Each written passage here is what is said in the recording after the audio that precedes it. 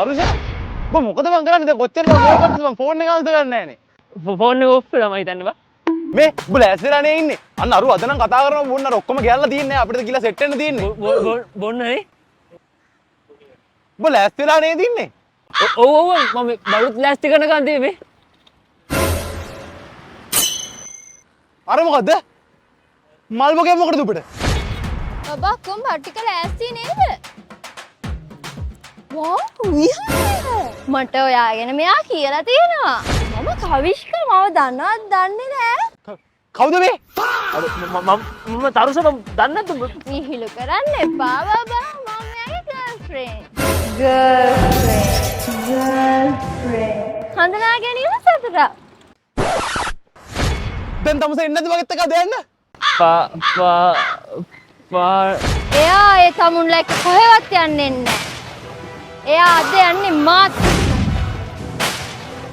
තමුසලා දෙන්න හැමදාම එකට නේද ගමන් යන්නේ. අද ඉඳන් ඒක බෑ. තමස මොකද්ද කරන්නේ මගේ යාළුවට? තමුසලා දෙන්නව අද මං ඈඩ් කරනවා. තමසේ මීටට වැඩක් නෑ. ඌට ලයිසන් නෑ. ඌ යන්නේ මගෙත් එක්ක.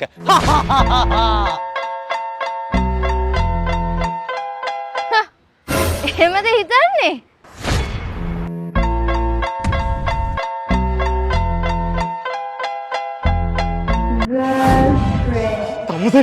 තමසට මම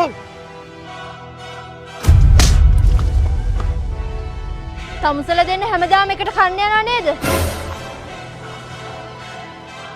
අද ඉඳන් ඒවා බෑ. අද ඉඳන් මාත් එක්කයි කන්න යන්නේ යා.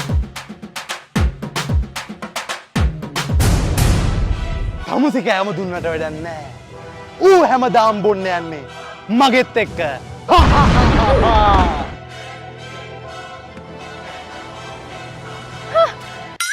එහෙමද හිතන් ඉන්නේ?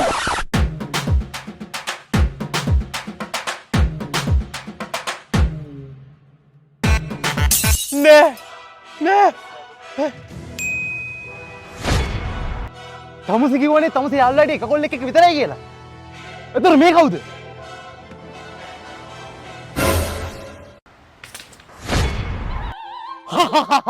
ආයි තමසට බෑ උගේ මගේ අතට එන්න. අද මම තමසේ ඉවර කරනවා.